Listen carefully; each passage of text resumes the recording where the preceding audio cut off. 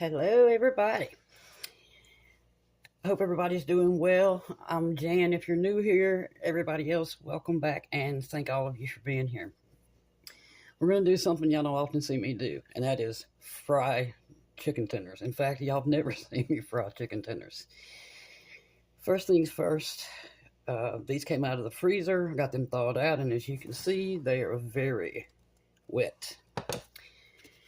Most important, when you are frying chicken tenders, you've got to make sure these strips are very dry. If they're not dry, none of your seasonings will adhere to them. So, paper towel on the bottom, paper towel on the top, and we're going to set this to the side.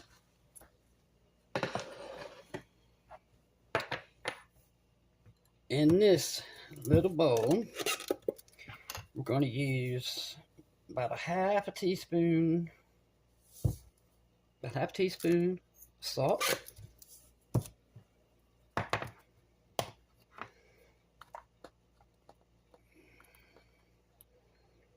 half a teaspoon of black pepper,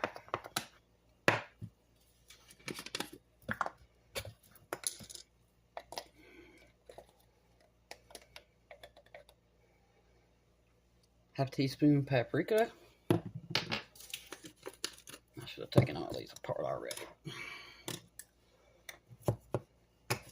Half a teaspoon of garlic powder, onion powder, and just a little touch of cayenne. And by little, I mean just a little sprinkle. If you like hot strips, then by all means add a full half a teaspoon if you prefer.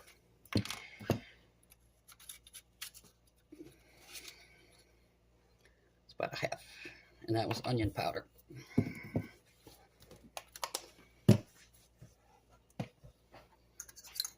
Take a fork, take a whisk, whatever you want to use. And there you go. This is for the strips themselves. Also have 2 cups of all-purpose flour. I've just taken my fork and gone through here and got the lumps out. You can use a whisk. I'm going to add 1 teaspoon, half teaspoon, and this is iodized salt. You can use iodized salt or kosher salt. If you're using sea salt, you're going to probably need to double what I'm putting in here. Sea salt doesn't season too well. Teaspoon of black pepper, teaspoon paprika,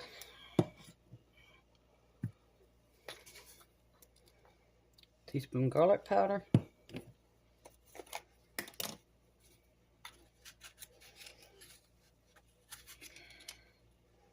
teaspoon onion powder, and another touch of cayenne. I'm going to get this all mixed together, and I'll be right back. When you finish whisking up your flour, if your flour doesn't have some color to it, you need to add more seasoning. It means you haven't added enough. Also, the amount of chicken strips I'm frying it's 2 thick chicken breast worth. If you're going to fry more, you'll need, bigger bowl, a lot more flour, and probably to double the seasonings I'm using. You can also add some dried herbs if you'd like to. Parsley, oregano. You can use rosemary. You can even use poultry seasoning. But the point is, you want to make sure you season as you go, so they'll be very flavorful. Okay, we got our strips good and dry. Now we're going to season them with the little bowl of seasoning that we made up.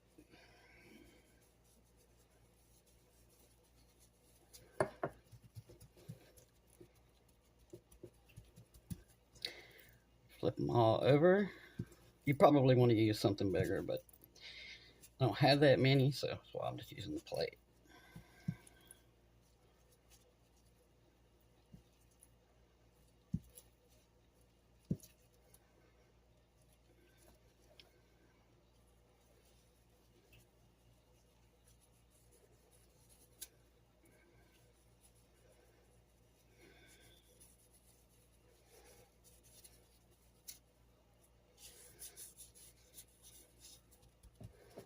Okay. Now here comes the fun part. Time to bread them. Okay. So what I do here is I put every strip in the flour just a little bit. You're not trying to completely drown them in flour. The reason we're adding the flour is just in case you didn't dry your strips very well. This little bit of flour will do the job. But I do recommend you dry them before attempting this. Otherwise, it's just gonna, turn into big lumps and most likely still fall off.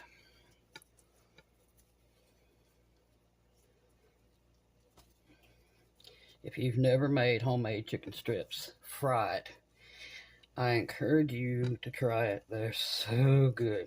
And that's the problem. That's why I don't eat them that often.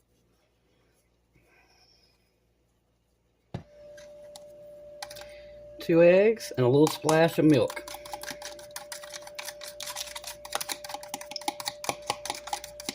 That's probably about a teaspoon, maybe a tablespoon of milk at the most. You can use water also.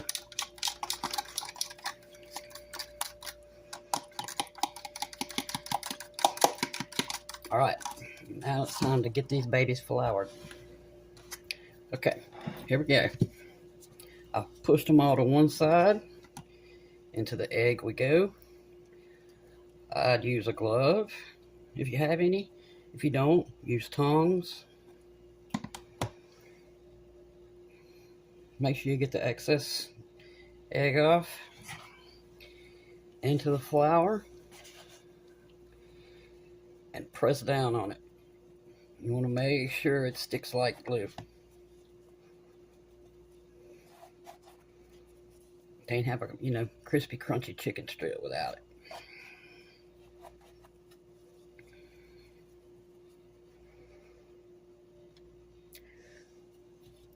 There's one.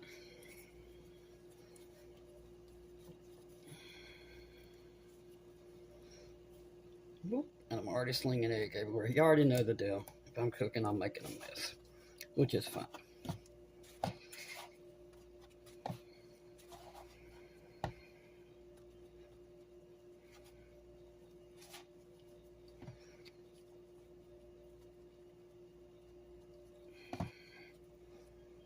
Shake the excess off and just lay it back down. All right, here we go, y'all. I want to start by saying I have two sets of tongs. One to put them in the grease with, the other to remove them from the grease with. All right, I don't know if y'all can see, our grease is very hot. Again, 375.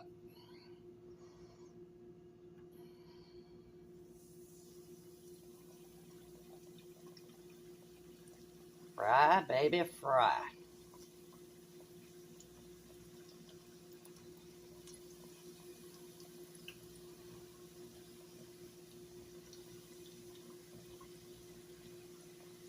All right, so we're gonna do 5 at a time, and because these are small, if you're gonna make big big chunky chicken tenders, you're gonna want to fry yours for about 8 minutes. If you're using like a deep fryer or something large, if you're using something like this or a frying pan, and they're the size that I'm using, 6 minutes, 3 minutes per side. You do want to make sure you flip them because whatever's facing down will get brown and your top won't be. So they definitely have to be flipped. Like I said, unless you're using a Fry Daddy or something like that.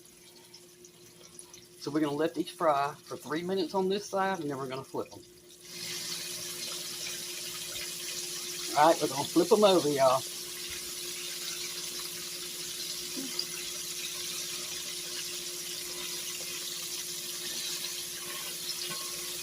All right, I'll flip over by itself. Thank you. 3 more minutes and they're done. That's it. The way to tell that they're done is, number one, you see they're all floating up to the top now. And it's been exactly 6 minutes. We're going to get these out. Oh, beautiful. I'm going to get these out, and over here to the right, I have a pan with a cooling rack and the paper towel underneath the cooling rack. If you have to use a plate with paper towel, just don't let your chicken tenders sit on that paper towel for a long time, or they will get soggy really quick. All right, y'all. Last round.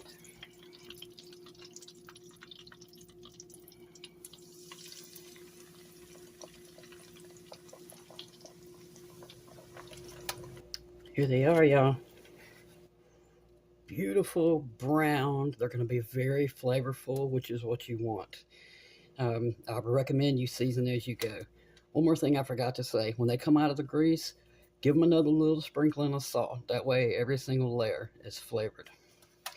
Now, not because I want to, but because my tongue is already burnt, I'm going to have to let these sit here for, I'll give them 3 minutes before I tear into them.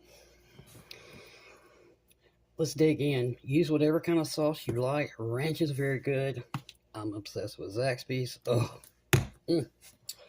Okay, let's take a small one. Maybe it won't burn as bad. And you dip.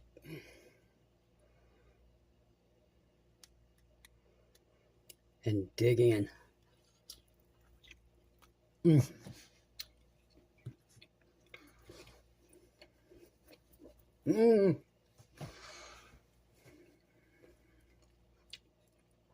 Holy cow. These are so good. I'm going to have to start back making them once a year. Twice a year.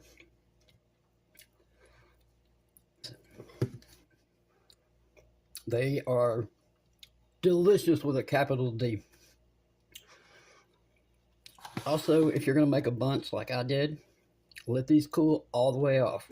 I do not recommend putting your, put them in the container. You're going to put them in the refrigerator in. I don't recommend putting the lid on. You want these to cool down close to all the way, if not all the way, before you put a lid on it, or it will, it literally steams it, and all all that bread and you work so hard to make taste so good, it will come off. So, but you can make these in big batches. Let them cool off. You can put them in the freezer, get them out, warm them up in the microwave. Quickest meal. Kids love them. Adults love them. You can't go wrong with these. Hope y'all will try these and enjoy them. Please let me know if you do. I thank y'all so much for being here, and I'll see you again soon.